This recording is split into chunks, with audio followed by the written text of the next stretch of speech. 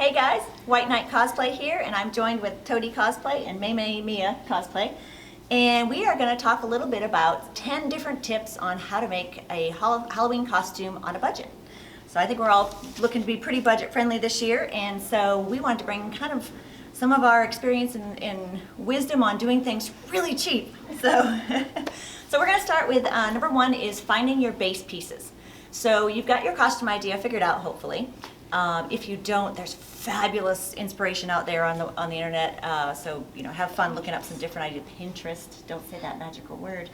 If you say Pinterest 3 times, you're gonna have a lot of things to make. So anyway, no. So the first thing you want to try to find is some base pieces. A lot of the tips we're going to give you guys really are based around thrift stores.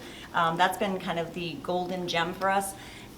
So a great example is your costume. You want to tell us a little bit about it? So I am Huckleberry Finn from, Huckleberry Pie from Strawberry Shortcake. We were joking the whole way on here that we were going to mess that up, but of course we did. But the base of my costume is a blue navy kind of coverall. And we just cut off the sleeves and replaced it with just some fabric that was laying around.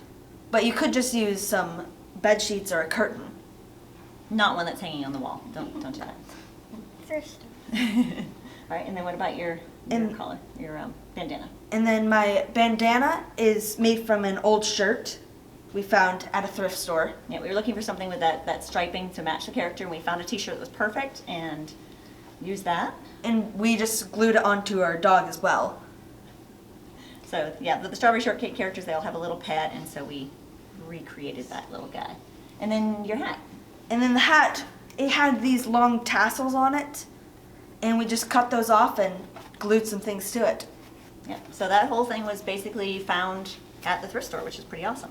So a lot of times sometimes actually thrift store trips will give you the inspiration for what costume you want to do as well. So that's sometimes what we'll do is we'll actually be there and like, oh, you know what this could be? And that's how a costume sometimes starts for us. So now you've maybe got your base piece. And another great example for base pieces is, let me bring this over. This was Cloud from Final Fantasy. This is one of my older son's costumes. And we started with a vest that we found and then added a sleeve, because he only has one sleeve. And we found some pants that we ended up modifying, and then this was some fabric which we got from, I think this was a curtain maybe. Yeah, Or a bed sheet. I think it was a curtain, that one, that's a little bit bigger. So one of the ways if you need to get some extra fabric to add more pieces like capes, like this one has a little side skirt on it, or if you're doing capes or aprons or different things like that, is bed sheets. You can get them for like a couple dollars at the thrift store, and you have a ton of fabric, yards of fabric for like $3, which is, if you guys know anything about fabric, it's really expensive. And so if you can find some tricks and tips to find cheaper fabric, that's great. Curtains can make some gorgeous prints and textures and fabrics. We've made some kind of Renaissance type things out of some beautiful, It can be kind of hot. it can get a lot, yeah, some beautiful curtains. So, again, check that section of the thrift store out. You actually can talk a little bit about that, can't you? Yes. So I am Amy from Little Women, and this is just a bed sheet that we found there. It was just one bed sheet for me, but I'm really tiny, so. And then we added some buttons that we already had. And then we had a white bed sheet on hand that we also made the collar out of. And then I have bloomers underneath. Don't know if you can see those. Hike your leg up a little bit, there you go. So they're bloomers. You don't have to do these. Those are just something extra that we did. And they're like an off-white color, so you can also use bed sheets for those. So your entire costume was basically a couple bed sheets, right? Yes. Okay. And then your hat, you also got that from Yes. thrift store finding, right? This was just a sun hat that we turned into a bonnet. We just added some lace cut out the back here to do that. And then So it was kind of a floppy brimmed hat that she modified. And then we just added some trim here to tie around the neck. Yep. All right, awesome. So, and actually you have another example of that, don't you? So Toadie Cosplay does a lot of her own sewing now. She's been doing this for a while. And she came up with a design for a Lolita donut that she were working on. And you want to tell us where you found all this fabric? Yes, so most of this was like prom dresses that we found at a thrift store. So that's mostly what the pink was. Some of it we already had on hand, but most people don't have a giant fabric stash at their house. So, But if you do this, you will eventually get a giant fabric stash. Yeah, so you had, I think it was it 2 or 3 prom dresses that we got on the dollar rack at, and then the at a thrift store. underskirt that we attached it to was also a skirt from the prom dress. And then she actually took the crinoline that was under one of the prom dresses and took it in and put a waistband on it and made herself a little crinoline for her dresses as well. So she multi-purposed that one purchase really nicely. You want to hang this up for me? Thank you. Okay, so then, so now we're getting a pretty good base started with our costuming. And I recommend let your kid, if you're doing this for your kids, let them be involved in the process as much as possible. We started this a long time ago, and they've kind of been along the journey ride here, and now they're making their own costumes at 12 and 14, which is great. But if they can be a part of the process, even if they're just helping cut out some things or paint some things, or when they're at the right age for hot glue, start them and make that a memory, make that part of the process, and it's a lot of fun. We do this as a family, and it's a really neat experience. Okay, so we're getting the costume started. Now we need to think about wigs. Wigs can be sort of a make or break sometimes for a costume. When I first started, I, of course, like everyone, went to the party stores, and there's wig options there, but they're not always the most ideal. And they're a little expensive compared to what you can get for about the same price on, say, Amazon. So this is one of the party store wigs. It doesn't give you a lot of options for styling, and the plastic is often a little bit cheaper, and it's hard to manipulate it to be something different than the exact shape it comes with. And often they tend to be fairly shiny. So here's, I don't know if the camera will pick this up, but this is a particularly, especially if you get out in the sunlight, it's a really shiny, shiny, shiny wig. This one I got because it was going to go under a helmet, and it didn't really matter. But so this is probably a $15 to $20 wig. And so is this. So these both wigs are exactly the same price. This, again, Amazon find. It's super thick, which this one is not. It's not shiny. It has a very realistic hair look to it, and it's very stylable, which is nice. So look on Amazon. You can find some great deals there. Wigs can get expensive if you want to really, get into the investment. You can pay, upwards to $80 to $100 for a wig. I love to, if I can, stay within $20 for the range, and I can usually get a good quality wig for most things in that price range. And there's some fantastic tutorials on how to style wigs, how to curl them.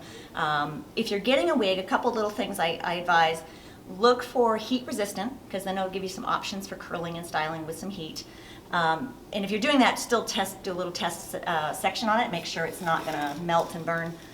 But then look in the photo, and if it looks shiny in the photo, it's definitely going to be shiny. So look for something that has a good realistic, I check a lot of the reviews and see if there's uploaded pictures that people have put on there, and that'll give you a better feel for the wig before you get it.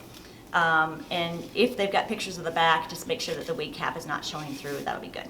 Now if you're wearing a helmet or a hat or something, then that is not nearly as critical as if you're going to have your hair exposed a little bit more. Now, you can do a little bit with, if you have the party store versions, you can actually do some stuff with them, so not all is lost. So a couple years ago, Toady Cosplay did Pinkie Pie, and we had a couple old party store, I think we'd actually done Pinkie Pie when you were really little, Yeah. and we still had a couple wigs left over from that. And they weren't great at all. And so we actually took the 2 wigs and cut one apart and added it to this one. So we actually cut the wefts of it and glued it in between the wefts that were already in there, the little strips of hair that are in there. And we used, and I know there's tons of cosplayers that are going to cringe at this one, we used hot glue to just make it the style we wanted and to glue all those little layers in there. And then we actually, because the 2 colors were slightly different, I know there's so many cosplayers that are going to cringe and write notes. But we painted it. So we took some acrylic paint, and it's supposed to be a no-no, but it works. And we blended the 2 tones together, and we came up with this pretty cute little wig. That It also takes down the shine a little bit. It does take down the shine. And that's the other thing. If you do have a shiny wig, you can do, like, baby powder can work. Sometimes it'll gray it out a little bit more, but dry shampoo can also be a nice help for that. So there's tons of tricks and tips online on how you can decrease your shine and increase your style and stuff like that. So sometimes you just have to play around and see which ones are going to work for you. All right. Okay, so so now we've got wig covered, we got our main costume done. Now we're gonna look at footwear. This is where we have a lot of fun. We really, really enjoy. We've really gotten into making some neat footwear in the this last year. We've had just tons of fun coming up with some creative ways to approach it. So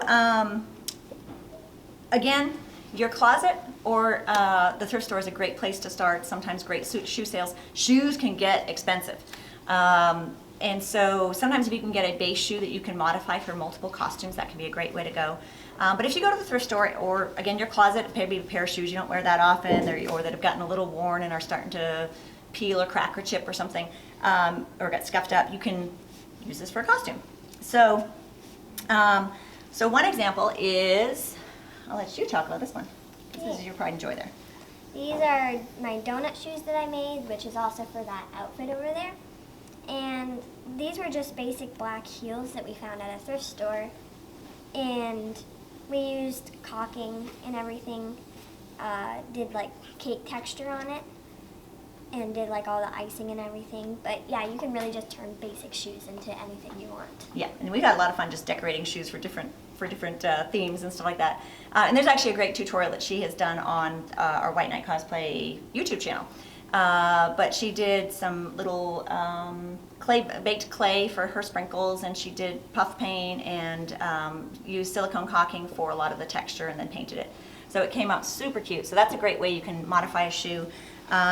Another way is you can paint. So let's see if I can do this. Can you hold those so they don't fall? Okay.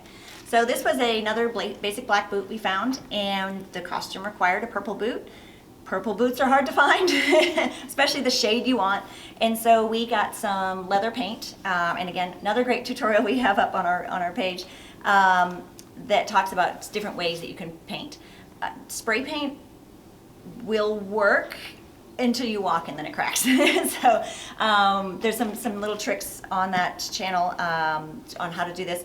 But typically a leather or vinyl paint is your way to go, and do nice, very thin multiple layers until you get the look you're wanting. They work great. We've had several that are painted this way. We've used multiple events and they have stayed intact. And so that's one way you can modify a boot. Floor polish, thank you. So yeah, she mentioned after we've done painting, a great way to preserve the paint is to use like future floor polish and put a little rubber coat on it, and it sort of seals the paint in and keeps it from getting scuffed, and kind of gives you a nice little shine to it. So that's one way. Another way is you can take foam or different additions that you want. This is one that I actually have to put a foam armor on it. And so I just took strips of leather to, again, creating the look I was looking for that particular costume. So I did strips of leather to create this kind of woven look, and then put Velcro on it so I can attach my armor onto it later.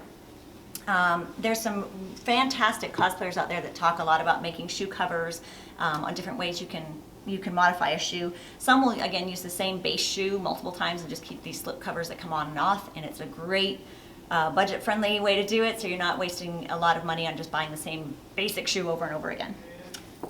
Okay, so now we've talked about some ways to kind of modify a shoe where you can paint it or add glue things onto it. But if you don't want to do that, there's another couple ways we can look at making a shoe that's going to look like what we want. If you have a really comfortable shoe, you may want to create covers for it, because those are kind of hard to find, especially if you're doing a lot of walking, like at Halloween. So I have a comfortable pair of boots that I've used for a lot of costumes. Unfortunately, they'd gotten pretty worn. The vinyl was starting to crack on them, so I can't paint them, so I wanted to make a boot cover.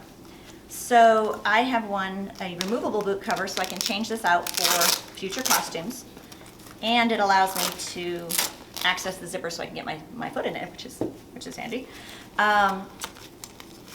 So there's wonderful tutorials, and it's a pretty simple design. All I do is I lay my boot out on some 4-way stretch spandex, and just outline it and going about an inch past the dimensions of the boot, and then just sew a seam around, and then you kind of have to, fuddle a little bit right there trying to get around the heel. If you don't have a heel, I don't have yours here.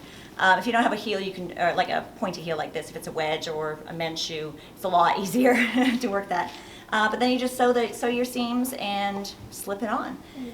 Yep, and I always put a little piece of foam on the bottom, so one, I don't wear the fabric out, and two, it kind of reduces slipping and sliding and stuff like that. And then you can add your trims on or whatever your particular costume requires. So it's a pretty simple design, which is great. We love simplicity. And then another option is you can make kind of a cover or a sheath that can go over the boot.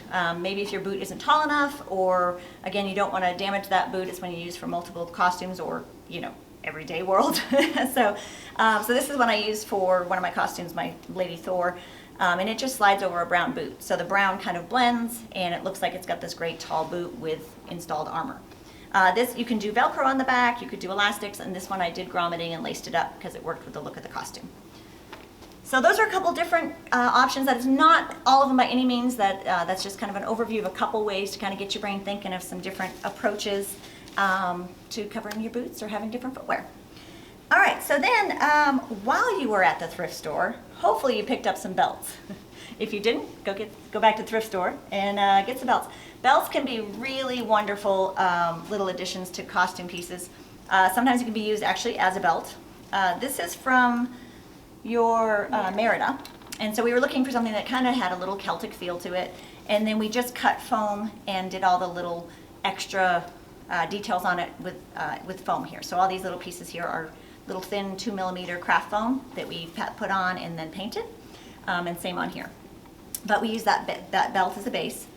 We also will take belts and utilize them for buckles and straps and things like that. So in the cloud costume we talked about earlier, we took a lot of belts and salvaged their buckles and used them for attaching the armor. And then we also have used them on things like the back of our shield. So it's a good cheap way to get some good leather. So having this on here is a lot sturdier than using, cloth or something like that. So this gives us a good sturdy, and it has a nice look to it, and it looks kind of professional, which is kind of nice. But anyway, so that's a great place. You can get belts for like 50 cents to $2, depending on where you're at. So a lot of times we stock up on them if there's just some cool looking belts or some good standard ones I can use for a lot of costumes. A lot of the boys' costumes, especially if it's from video games, will use a lot of strapping and belting and stuff like that. So that's a great way versus trying to buy leather, which is a lot more expensive. Okay. So our seventh, we're already on 7, look at that. Okay, so the next thing is foam. So I kind of touched on that just a little bit, but foam you can get like floor mat foam like the anti-fatigue floor mats you can buy. Great source of foam. You can use craft store foam, which you can get a sheet for like 12 by 18 inch sheet for like $1.40 or something. For the 5mm, the skinnier stuff is like under $1 for that same size. So it's really a cheap, fun craft material. You can get that at Hobby Lobby and Michael's, yeah. I think sometimes Walmart will have some. Maybe Joann's. Maybe Joann's, yeah. So this whole shield is actually made out of floor mats for the base, and then the thinner craft foam for all the details. So it's pretty awesome, a pretty cheap way to get a neat shield. We also have made helmets out of foam, and this is probably $3 worth of foam, maybe. So that's another, it's paintable. If you're gonna use craft foam, learn a little bit about it. Again, great tutorials out there, so many tutorials out there.